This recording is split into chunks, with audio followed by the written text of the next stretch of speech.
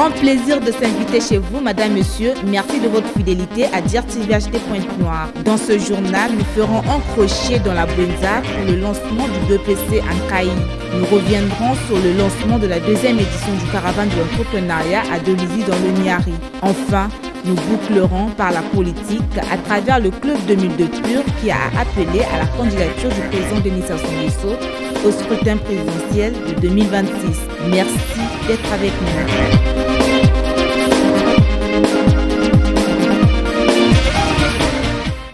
Le député de la première circonscription de Lumumba, premier vice-maire de la ville de Pointe-Noire, l'honorable Louis-Gabriel Missatou, a remis officiellement ce vendredi 18 juillet 2025 la nouvelle plateforme d'entraînement de volleyball de l'association sportive de la gendarmerie. AS Gendarmerie, ici bien représenté par le colonel-major commandant la région des gendarmeries de Pointe-Noire, a exprimé sa gratitude aux donateurs tout en ressortant les caractéristiques de cette aire de jeu. Notre satisfaction résulte surtout de la fin de l'errance de l'équipe AS Gendarmerie Volleyball qui, depuis le début des travaux de réhabilitation de l'avenue Biteli Kandombi, ne disposait plus d'espace pour s'entraîner. Face à l'urgence de vite lancer les préparatifs du championnat national pour lequel l'équipe AS Gendarmerie est qualifiée, le lancement des entraînements sur cette nouvelle plateforme est pour nous et pour les joueurs un grand soulagement. Cette plateforme est composée d'une structure en béton armé posée sur une couche de tout venant de 25 cm et une couche de 20 cm de béton. Elle mesure 18 mètres de longueur et 9 mètres de largeur.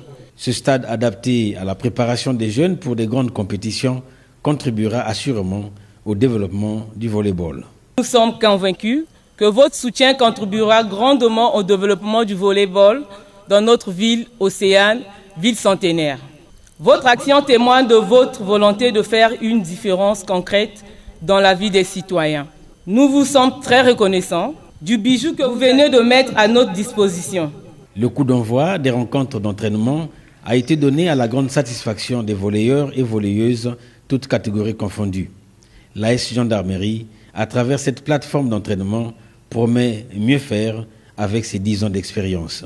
Les députés donateurs sur le sens de ce geste. Nous avons été sollicités par la région de gendarmerie de Pointe-Noire depuis le début des travaux lancés par son Excellence Monsieur le Président de la République sur la route Biteli Kandombi.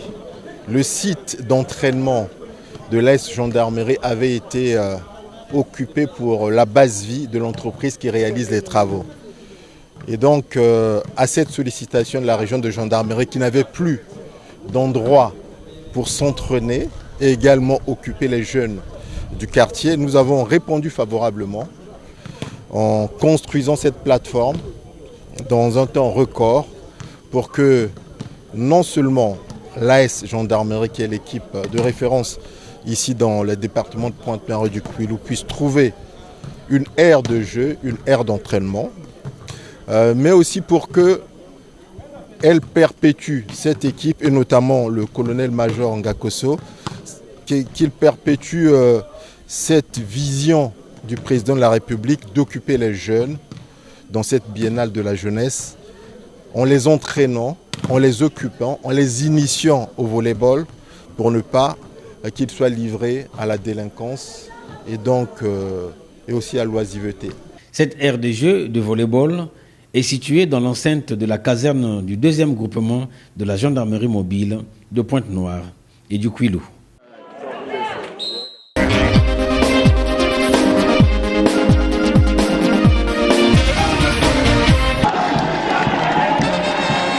La deuxième édition de la caravane de l'entrepreneuriat dédiée au corridor de croissance sud a été officiellement lancée à Dolisie ce jeudi 17 juillet 2025 par Jacqueline Lydia-Mikolo, ministre des Petites et Moyennes Entreprises et de l'Artisanat. 19 localités du corridor sud identifiées dans les départements de la Bwenza, du Poul, de la Lekoumou, du Kouilou et du Niari sont concernées dans cette belle aventure de l'entrepreneuriat. Pour le premier citoyen de la ville de Dolisie, Marcel Koussikana, cette caravane de l'entrepreneuriat constitue une des approches de solution à la problématique de la diversification de l'économie nationale et à l'employabilité des jeunes. Cette étape revêt une importance toute particulière après la première édition. Cette étape revêt une importance toute particulière car elle s'inscrit dans la continuité d'une dynamique amorcée avec succès lors de la première édition qui a parcouru avec enthousiasme le corridor Nord. Lancée à Igné en date du 19 mars 2024, elle a posé ses valises à Kintele, Djombala, Gomboma, Ngo, Owando, Evo, Oyo, Weso, Pokola, Mfondo et Epena, soit 12 localités où elle a suscité une adhésion massive des populations. Nous avons vu les salles comblées, des regards éveillés, des jeunes motivés, des femmes ambitieuses et des artisans déterminés à prendre leur destin en main. Un jeune, une entreprise est plus qu'un slogan politique, car il représente le moteur de l'entrepreneuriat, a précisé Ignace Mafombi, conseiller municipal de Dolisie. Les jeunes du Niari, compris dans la tranche d'âge allant de 18 à 40 ans, bénéficieront grâce à ce projet porteur d'un accompagnement renforcé pour la création et la formalisation de leur entreprise avec une réduction de 75% sur les frais de création. Au lancement de cette deuxième édition, Jacqueline Liya-Mikolo a ressorti les potentialités de Dolisie. Ce programme, voulu par son Excellence M. Denis Sassou Nguesso, président de la République, chef de l'État, symbolise plus qu'un simple événement. C'est une déclaration de confiance envers la jeunesse congolaise. Dolisie, Dol City, avec son potentiel naturel exceptionnel, son positionnement stratégique entre forêts denses, domaines agricoles, cours d'eau et massifs montagneux, est un véritable laboratoire de développement local. Ici, les opportunités ne manquent pas. Agrobusiness, agro-industrie, économie verte, écotourisme, transformation des produits agricoles, métiers du bois et de la logistique, technologie numérique, et ce n'est pas exhaustif. C'est précisément pour cette raison que la deuxième édition de la caravane de l'entrepreneuriat débute ici. C'est par la visite des groupes traditionnels et des stands que les rideaux de cette cérémonie se sont refermés.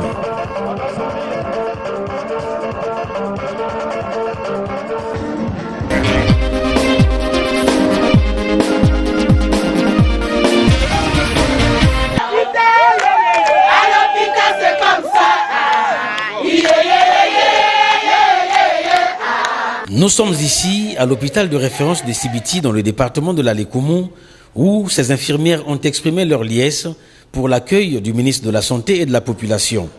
Un accueil chaleureux réservé à cet hôte de marque, arrivé le samedi 12 juillet 2025 pour la visite de quelques structures de santé du département de l'Alekoumou dans l'hôpital de référence de Sibiti. Aussitôt après le mot d'accueil du docteur Georges Pierre Kédi, directeur de cet hôpital, le ministre et sa délégation ont eu droit à la visite guidée des installations de cette structure hospitalière, laquelle demeure la plus grande de la contrée tenant compte de sa capacité d'accueil. Le manager de cet hôpital fait les pieds et les mains pour l'entretien au quotidien de son cadre de travail. Les espaces verts pour le bonheur des malades, les bâtiments faisant peau neuve, l'hôpital de Sibiti, bien qu'ayant ses problèmes, respecte l'hygiène telle que recommandée par la tutelle. Le ministre a ainsi pris son temps de visiter l'hôpital, service par service, pour se rassurer de son bon fonctionnement. Puisqu'il n'est pas arrivé bras ballants, le professeur Jean-Rosaire Ibarra a remis un lot important de matériel à l'hôpital de Sibiti.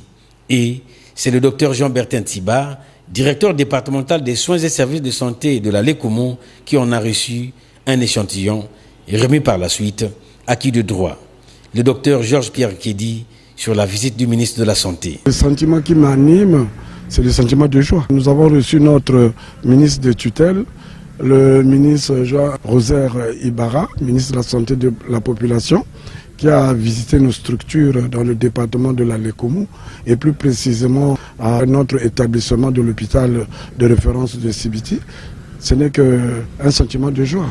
Parce qu'il y a longtemps que nous avons attendu cela Et là, ça s'est réalisé. En tout cas, nous sommes très contents de le recevoir parmi nous. En termes de doléances, ce qu'on a dit au ministre, certaines infrastructures qui manquent à l'hôpital, et ça c'est presque national, le déficit en personnel et en personnel qualifié. Et ce sont les doléances que nous avons posées. Et nous avons posé des doléances, comme on a dit, infrastructures plus précisément, l'ambulance qui nous manque, et puis certains services qui n'ont pas encore de bâtiments.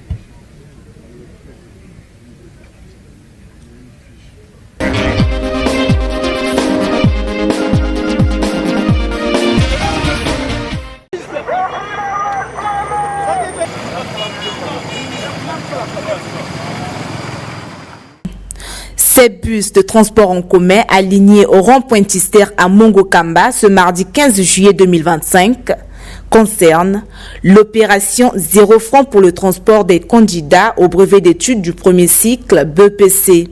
Cette opération traditionnelle est à l'actif de la fondation Anatole Coliné Makosso, une fondation basée à Pointe-Noire, œuvrant pour l'éducation, la santé et le social. À titre gratuit, les candidats ont été embarqués de Mongokamba pour être débarqués dans leurs différents centres d'examen. Un geste ici apprécié par ce candidat à bord du bus. Ça me fait un gros plaisir parce que tout d'abord, on n'aura pas à payer quelque chose et aussi ça va nous faciliter parce qu'on aura la possibilité de pouvoir arriver dans les bonnes conditions et sans payer quelque chose. Arrivés à temps dans leur centre d'examen, 2 candidats ont remercié la fondation Anatole Coliné Makosso pour cette assistance.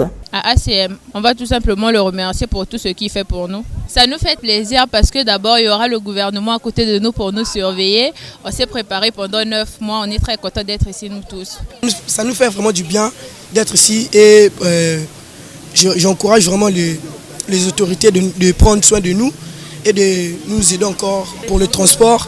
La promesse a été tenue comme par le passé. Arnaud Makaya, délégué de la fondation Anatole Coliné Makosso.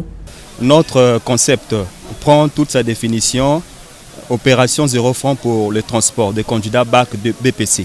Ce qui revient à dire, hier nous étions avec les candidats du bac et aujourd'hui nous sommes revenus dans la même pratique pour accompagner les candidats du brevet d'études du premier cycle. La fondation met en place toutes les dispositions qu'il faut pour que l'opération y soit possible dans tous les niveaux, pour rendre hommage au ministère de l'enseignement préscolaire, primaire, secondaire et de l'alphabétisation. En aller-retour, les candidats au BEPC prenant le départ au rond-point Tister bénéficieront de cette prise en charge du transport jusqu'au dernier jour de l'examen.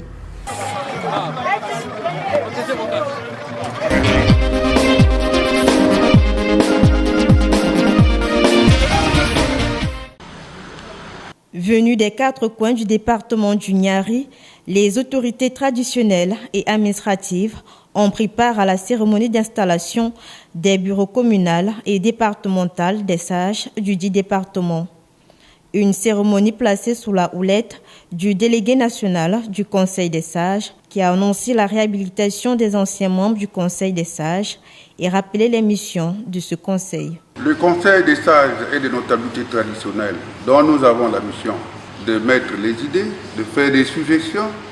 En dehors de cela, nous avons aussi la mission de prévenir les conflits, le dialogue, la paix dans le cadre de notre travail. À l'issue des concertations des sages, un bureau communal de la ville de Dolisie a été mis en place, composé de 15 membres et de 8 membres du comité de contrôle et de vérification. À la tête du département, Dominique Pembet occupe désormais les rênes du Conseil des sages. Ma satisfaction, bien sûr, elle est grande. Bien que les tâches soient également grandes et difficiles, mais avec la participation de tous les sages, tout problème trouvera sa solution. Avec ce bureau, les sages du Niari réaffirment leur position comme acteurs clés du dialogue et du progrès. Au bonheur d'Aimé Christian Tibinda, directeur départemental de l'administration du territoire, représentant le préfet du Niari. Prendre acte de ce que, désormais, qu'enfin, cette organisation a un bureau tant au niveau du département qu'au niveau de la commune, qu'on a privilégié le dialogue, qu'on a privilégié la concorde, qu'on a privilégié la paix, qu'en réalité, qu'effectivement, cette paix soit d'abord du fait de chaque membre et de chaque membre de la corporation, et aussi du fait des actions que les uns et les autres au niveau du bureau devraient mener pour le bien des populations. Durant la cérémonie d'installation des nouveaux bureaux communaux et départementaux, une minute de silence a été observée en mémoire du précédent président des sages du Niari, rappelé à Dieu.